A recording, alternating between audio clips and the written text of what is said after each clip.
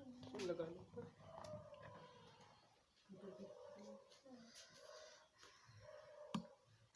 Hello प्यारे students, नमस्कार आप सभी को।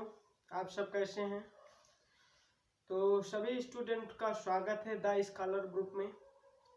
साथियों, आज हम लोग बात करेंगे, हमारा आज का जो वीडियो है पार्ट नंबर 2 है और बहुत ही आराम से हम लोग आज पढ़ने वाले हैं। पार्ट नंबर 2 में हम लोगों ने पार्ट नंबर 1 में पढ़ लिया था लाइफ प्रोसेस का, जो हमारा कुछ डिवीजन था उसके बारे में हम लोगों ने पढ़ लिया था। ठीक है, लगभग आपको पहले वीडियो देखना पड़ेगा और रिवीजन आपका हो जाएगा। तो जो मैं आज ये स्टार्ट करने जा रहा हूँ टॉपिक, यहाँ से अगर आप पढ़ेंगे तो आपको पूरा क्लियर समझ में आता जाएगा और आपकी तैयारी अच्छी होती जाएगी। तो प्यारे साथियों, सभी का स्वागत है द स्कॉलर ग्रुप में। और हम आज बात करेंगे विभिन्न जीवों में पोषण। ठीक है, विभिन्न जीवों में पोषण जो हमारे सिलेबस में है, उस सिलेबस को ध्यान में रखते हुए और बोर्ड एग्जाम को ध्यान में रखते हुए आज हम लोग स्टार्ट करते हैं अपनी क्लास को। साथियों, सभी लोग अपने दोस्तों के साथ शेयर कर दीजिए इस चैनल को और ज़्यादा से ज़्यादा वीडियो को क्या करिए, देखिए। आप पहला वीडियो देख लीजिए, उसके बाद आपका जो रिवीजन है वो कंटिन्यू होता चलेगा। ठीक है, तो साथियों अब हम आज बात करेंगे विभिन्न जीवों में पोषण। विभिन्न जीवों में जो पोषण होता है वो किस प्रकार से होता है, तो हम अपने सिलेबस के हिसाब से, अपने सिलेबस के अकॉर्डिंग सिलेबस को ध्यान में रखते हुए हम लोग आज डिस्कस करने वाले हैं। तो चलिए साथियों, सभी लोग तैयार हो जाइए, पेन कॉपी ले लीजिए और अपने टॉपिक को चलिए हम लोग डिस्कस करते हैं। ठीक है, तो चलिए साथियों, ज़्यादा टाइम हम नहीं लेते हैं और अपने क्लास को स्टार्ट करते हैं। ओके, आइए देखते हैं हम लोग। तो साथियों, आज का जो हमारा टॉपिक है पार्ट नंबर 2 है, बायोलॉजी रिवीजन हो रहा है हम लोगों के साथ। ठीक है, 1 शॉर्ट वीडियो आपको यहाँ पे मिलेगा और आज हम लोग बात करेंगे विभिन्न जीवों में पोषण। साथियों, इस टॉपिक में के अंतर्गत हम लोग सबसे पहले जानेंगे अमीबा में पोषण। ठीक है, अमीबा में पोषण।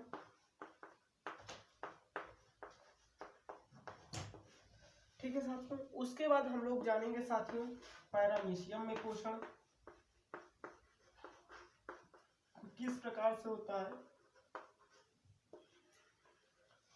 पैरामीशियम में पोषण।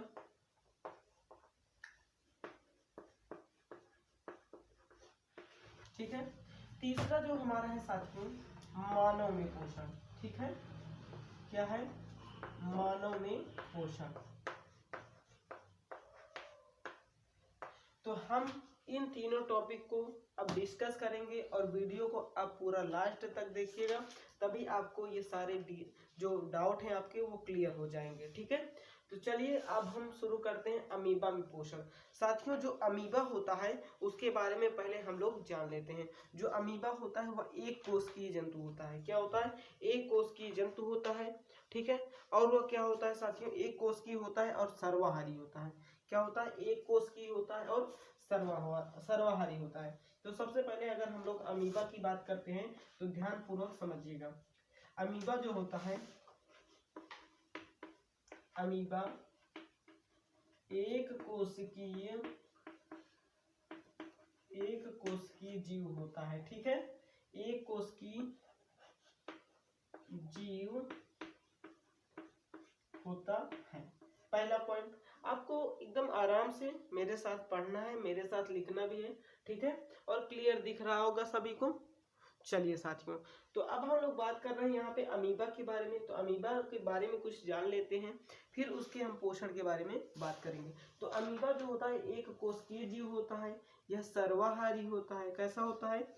यह सर्वाहारी होता है। इसमें भोजन के पाचन हेतु क्या होता है, जो संरचनाएं होती है, यानी भोजन को पाचन करने वाली जो कुछ संरचनाएं होती हैं वो क्या होती हैं? एब्सेंट होती है। ठीक है, तो हम दूसरे पॉइंट को समझेंगे साथियों। यह सर्वाहारी जंतु होता है। ठीक है, यह सर्वाहारी जंतु होता है।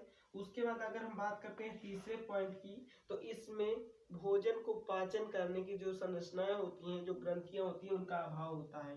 ठीक है, भोजन को पाचन या भोजन का पाचन करने वाली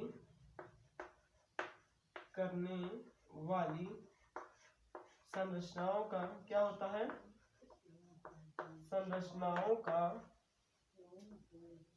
संरचनाओं का अभाव होता है। ठीक है साथियों, अब जब अभाव होता है तो ये कैसे अपने भोजन को ग्रहण करते हैं और कैसे पाचन करते हैं उसको अब समझना है। ठीक है, पहले ये समझ लीजिए भोजन का पाचन करने वाली संरचनाओं का क्या होता है, अभाव होता है। ठीक है, चलिए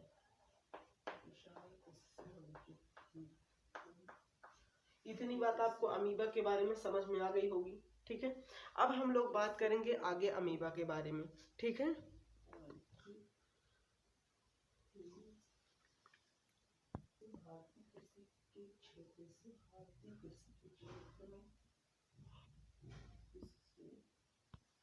तो चलिए बच्चों अब हम लोग यहाँ पे कुछ और पॉइंट्स को समझते हैं। ठीक है, इसमें क्या होता है, इसमें मुख नहीं पाया जाता है, जो अमीबा होता है इसमें मुख नहीं पाया जाता है। ठीक है, अगला पॉइंट है क्या है, यह जल के साथ आए हुए भोजन के कणों को, ठीक है, क्या किया जाता है, यह जल के साथ आए हुए भोजन के कणों को क्या करता है, अंतर्ग्रहित कर लेता है, यानी ग्रहण कर लेता है। ठीक है, यह जल के साथ आए हुए भोजन के कणों को अंतर्ग्रहित कर लेता है। और साथियों इनके अंदर जो पाया जाता है खाद्य रिक्तिका पाई जाती है। क्या पाई जाती है, खाद्य रिक्तिका पाई जाती है। ठीक है, ये देखिए यहाँ पे ये खाद्य रिक्तिका क्या होती है, पाई जाती है। ठीक है, जिसमें क्या होता है, पाचक एंजाइम होते हैं, जिसमें क्या होते हैं, पाचक एंजाइम पाए जाते हैं। और क्या होता है, जो भोजन को पाचन कार्य में हेल्प करते हैं, भोजन के पाचन कार्य में क्या करते हैं, हेल्प करते हैं, मदद करते हैं, जिससे भोजन का पाचन हो जाता है और ऊर्जा मिल जाती है। ठीक है, तो आपको ये पॉइंट्स क्लियर हो गए होंगे, पाचक एंजाइम पाए जाते हैं और भोजन का क्या होता है, पाचन होता है। तो इतनी बात आपको अमीबा के बारे में समझ में आ गई। अब चलिए हम अमीबा का जो पोषण है उसके बारे में कुछ डायग्राम के माध्यम से समझते हैं। तो चलिए देखते हैं। अब चलिए बच्चों अब हम लोग यहाँ पे समझेंगे अमीबा का जो पोषण है किस तरह से हुआ है। तो आप सभी लोग हेडिंग डाल लीजिए, अमीबा में पोषण बढ़ा दिया है। ठीक है, यहाँ पे हम लोग देखेंगे कि अमीबा में पोषण किस तरह से होता है। देखो साथियों ये अमीबा है आपका पूरा। ठीक है, अमीबा के अंदर दो चीज पाया जाता है, मैंने आपको पहले बता दिया था, एक केंद्रक होता है और एक ये आपका जो पोषण है मैं यहाँ पे दिखा रहा हूँ, ये भोजन का जो कण है वो अंदर आया है। ठीक है, वो क्या किया है, अंदर आया है। देखिएगा आप, ये आपका केंद्रक हो गया अमीबा का। ठीक है, और ये है आपका जो भोजन का कण है। ठीक है, पानी के साथ क्या किया, अंदर आया।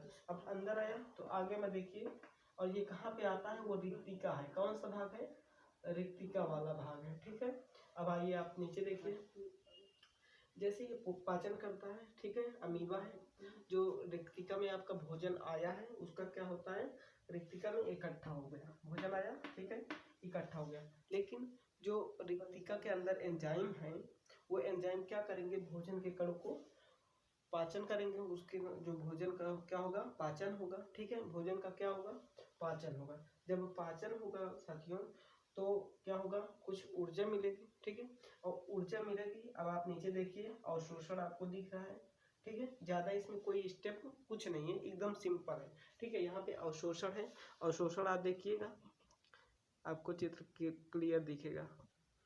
ठीक है, ये देखो, तो ये आपका जो अवशोषण वाला पोर्शन है यहाँ पे आपको मैं दिखा रहा हूँ तीर के माध्यम से, तो ये आपका अमीबा है। ठीक है, ये आपका अमीबा है। ठीक, ये केंद्रक है। अब यहाँ पे जो हमारा ये रिक्तिका वाला पोर्शन है, यहाँ पे हुआ क्या है, ये स्वांगीकरण हो रहा है। ठीक है, यानी स्वांगीकरण मतलब जो ऊर्जा बनी हुई है उसको अमीबा के कर ले रहा है, अपने शरीर में एब्जॉर्ब कर रहा है। ठीक है, अपने शरीर में ले रहा है। ठीक, अब क्या हो रहा है, फिर स्वांगीकरण के बाद साथियों अमीबा क्या होगा, अमीबा क्या होगा। अच्छा एक बात बताओ, अगर व्यक्ति भोजन करता है, भोजन का पाचन होता है, पाचन होने के बाद क्या होता है कि व्यक्ति के शरीर में क्या होता है, फैलता है और फैलने के बाद उसको ऊर्जा मिलती है। वो ऊर्जा से क्या होता है, शरीर की वृद्धि होती है। ठीक है, शरीर की क्या होती है, वृद्धि होती है। ठीक उसी प्रकार से यहाँ पे क्या हो रहा है, अमीबा में वृद्धि हो रही है, यानी वह स्वांगीकरण कर ले रहा है, ऊर्जा को ले रहा है, अपनी एब्जॉर्ब कर ले रहा है अंदर। ठीक है, तो क्या हो रहा है, अमीबा में वृद्धि हो रही है। अब वृद्धि हो रही है, ठीक है, लेकिन जब पाचन के समय कुछ अपशिष्ट पदार्थ बचा हुआ है, आप में बचता है, हम में भी बचता है, सभी जीव जंतुओं में बचता है अपशिष्ट पदार्थ, तो उसको क्या करना है, उसको बाहर निकालना है।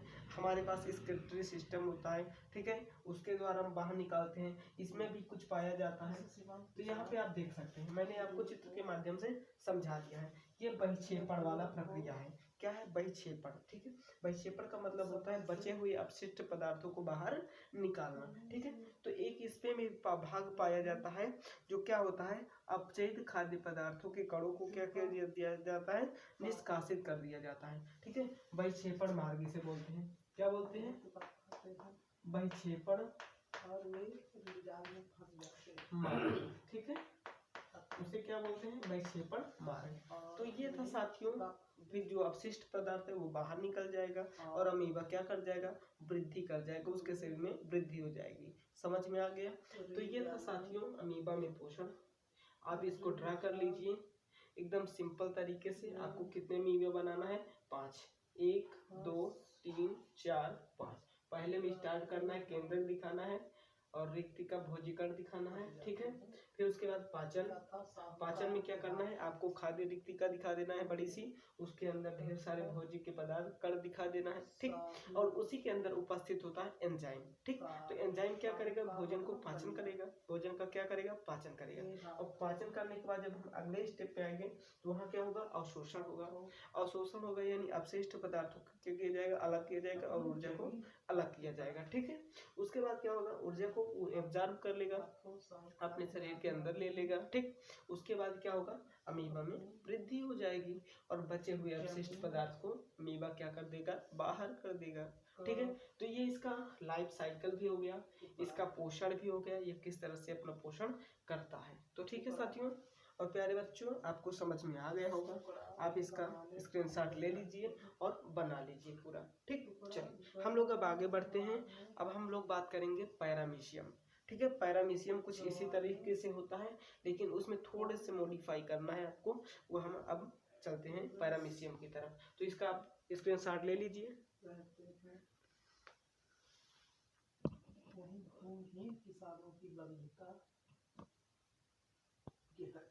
चलिए बच्चों, अब हम लोग यहाँ पे देखेंगे पैरामीशियम में पोषण। ठीक है, आराम से समझेंगे, कुछ बस इतने ही पॉइंट्स हैं जो आपको पूरा क्लियर कर देगा। ठीक है, तो चलो हम लोग देखते हैं। पैरामीशियम की जो आकृति होती है, एक निश्चित आकृति व आकार के होते हैं। जो पैरामीशियम होते हैं उनकी आकृति और आकार क्या होती है, एक निश्चित होती है। ठीक है, क्या होती है, एक निश्चित आकार व आकृति वाले ये जीव होते हैं।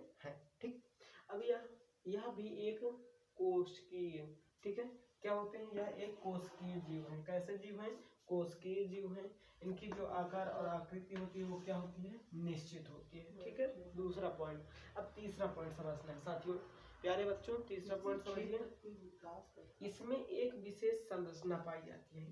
क्या पाई जाती है, एक विशेष संरचना पाई जाती है, जिसे क्या कहते हैं, जिसे हम कहते हैं पच्छादिका। क्या कहते हैं, पच्छादिका कहते हैं।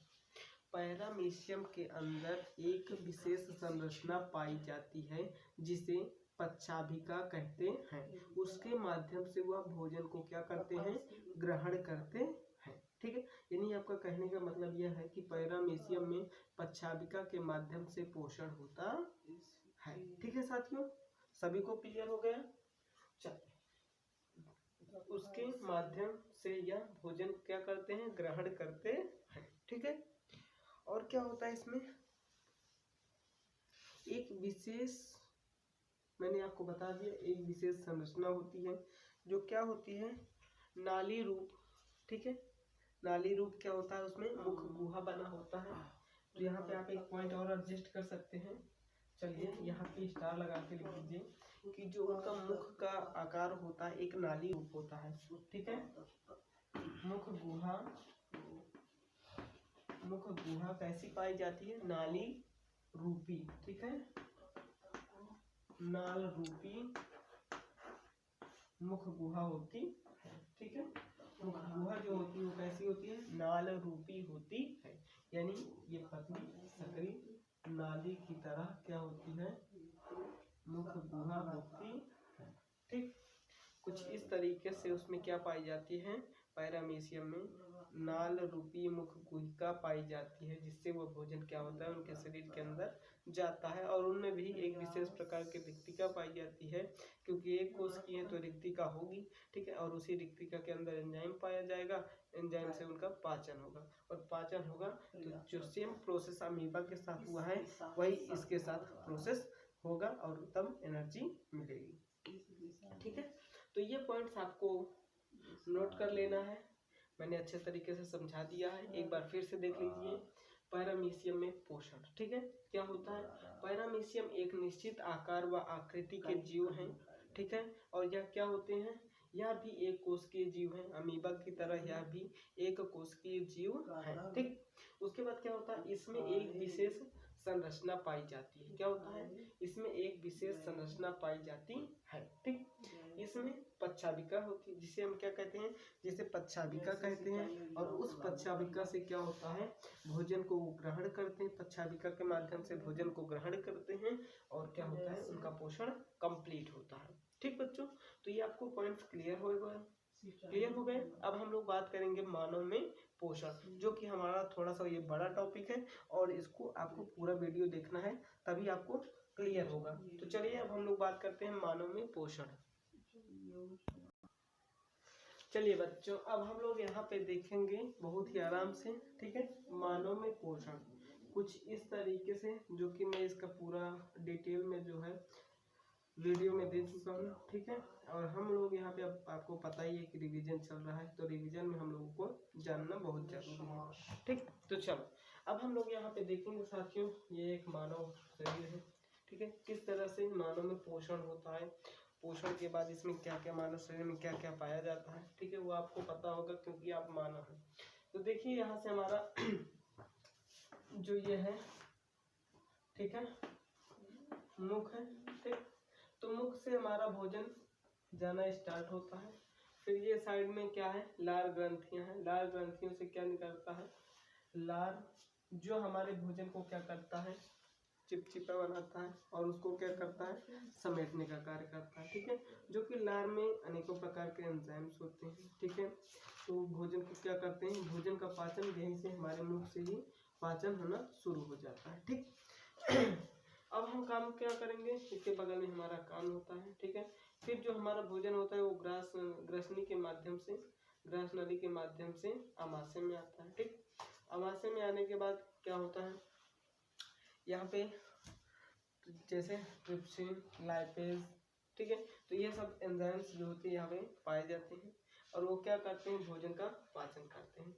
और अगर आपका इसका जो पूरा डिटेल में है वीडियो जानना है, वीडियो में पूरा क्या क्या आंत कितनी बड़ी होती है, और जो बड़ी आंत होती है, छोटी आंत होती है, ये कितनी बड़ी होती है, जैसे यहाँ पे आपको यकृत है, यकृत के कार्य के बारे में आपको पूरा वीडियो मिल जाएगा, आप जाकर के डिस्क्रिप्शन में देख सकते हैं। ठीक है, या तो आपको आई बटन में मिल जाएगा। ठीक, चलिए अब हम लोग यहाँ पे बात कर रहे हैं साथियों आमाशय। जब आमाशय में आएगा भोजन, इसका पाचन होगा। ठीक, फिर उसके बाद क्या होगा, यकृत है तो यहाँ भी क्या होगा, पाचन। ठीक, पित्ताशय से पित्त निकलेगा और क्या होगा, उसका पाचन होगा। ठीक, फिर पाचन होने के बाद जो भोजन है, जो एनर्जी है वो क्या होगी, मिल जाएगी। लेकिन कुछ हमारा जो अपशिष्ट पदार्थ है वो क्या होगा साथियों, ये देखिए ये क्या है, यहाँ पे देख रहे हैं जहाँ मैं उंगली चला रहा हूँ। ठीक, ये छोटी आंत है। ठीक है, हमारा जो भोजन है वो कहाँ आएगा, छोटी आंत में आएगा। ठीक, छोटी आंत में भी इसका पाचन होता है, कुछ जो और बचा हुआ है। ठीक, तो कुछ भोजन जो होता है हमारा छोटी आंत में इसका पाचन हो जाता है। छोटी आंत में होने के बाद क्या होता है, भोजन हमारा बड़ी आंत में चला जाता है। तो आपको हम बड़ी आंत दिखा रहे हैं, अब आप देखिएगा।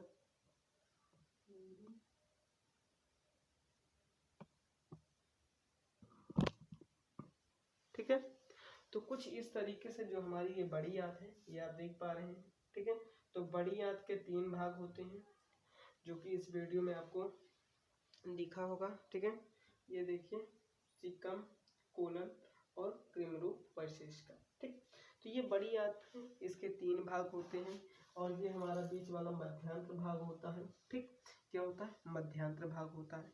तो यहाँ पे छोटी आंत में जो भोजन होता है हमारा कुछ बचा हुआ उसका पाचन हो जाता है। उसके बाद भोजन हमारा जो अपशिष्ट पदार्थ है वो कहाँ चला जाता है? बड़ी आंत में। बड़ी आंत में जाने के बाद उसमें से पानी और जो अपशिष्ट पदार्थ है उसको अलग कर दिया जाता है। ठीक, अलग करने के बाद वो क्या होता है?